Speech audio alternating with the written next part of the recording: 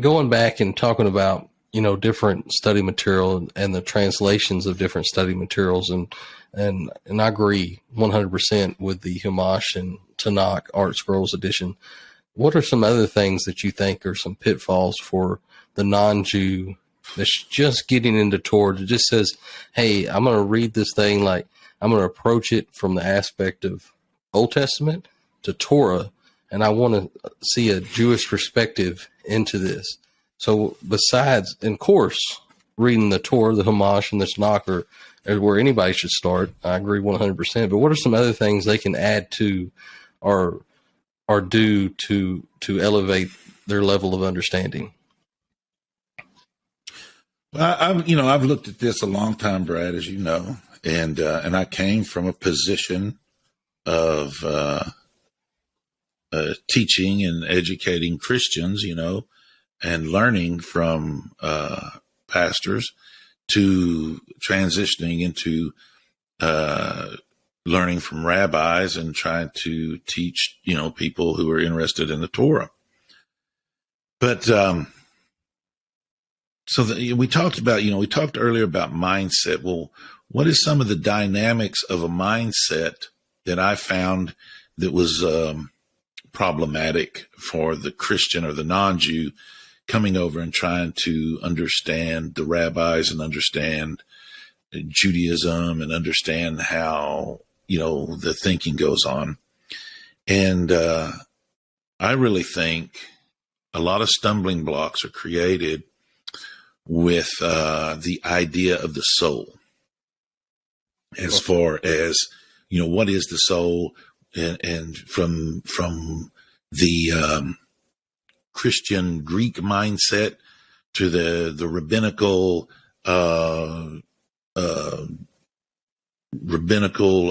Hebrew mindset. How's it? And so there is a big difference in the way the two think.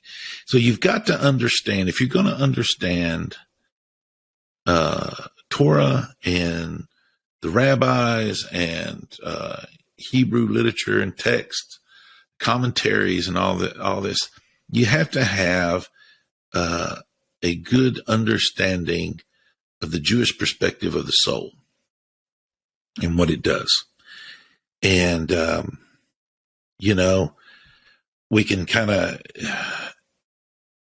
go over that and lay some foundation for that, because I think a lot of things that we're going to get into talking about, and some of the topics that we've discussed in the past, as you know, they all kind of hinged around understanding a little bit of the Jewish perspective of the soul.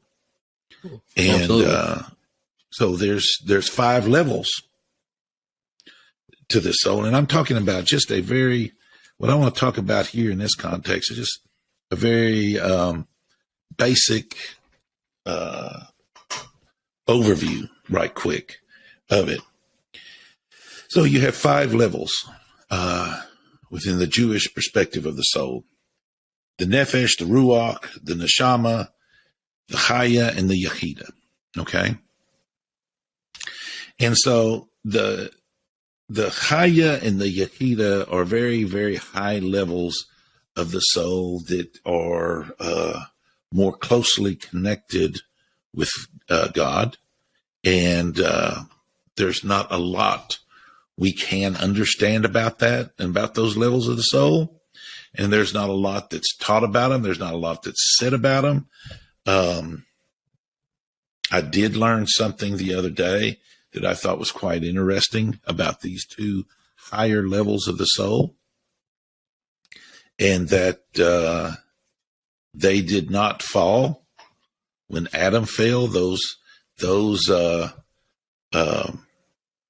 levels of the soul did not fall, or with Adam, or let's call it, those levels of consciousness did not fall with Adam.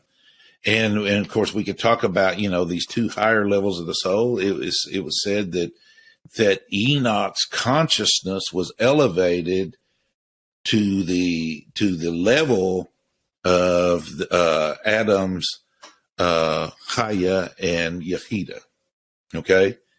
And so he basically here, he was no more. He was elevated to that level of consciousness. And I found that was interesting to learn that about that aspect, because it kind of explains what was going on with Enoch and kind of explains that. But if I would have not had any understanding of those two terminologies like you're talking about, I would have had no idea what they were talking about.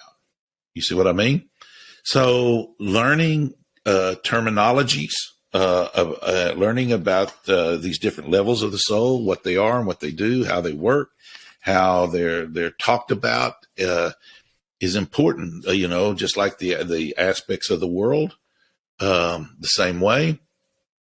All of these terminologies are good to have in your vocabulary and understand their meaning and their location and kind of what's going on with it.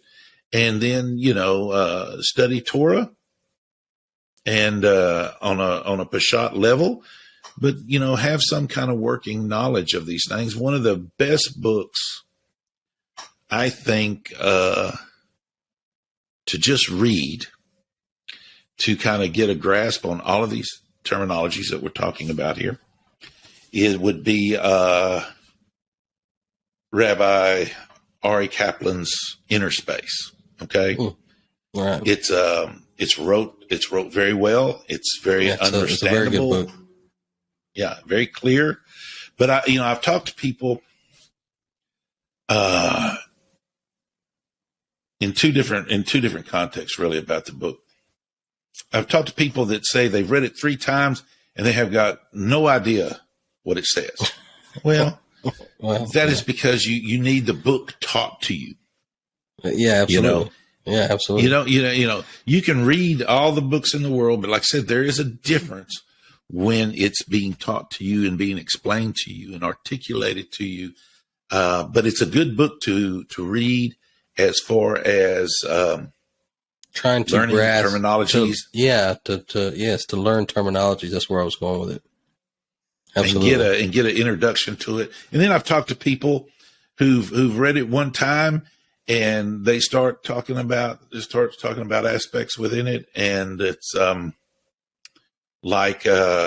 they believe they know what it's talking about, and you're like what in the world are they saying? Yeah. So right.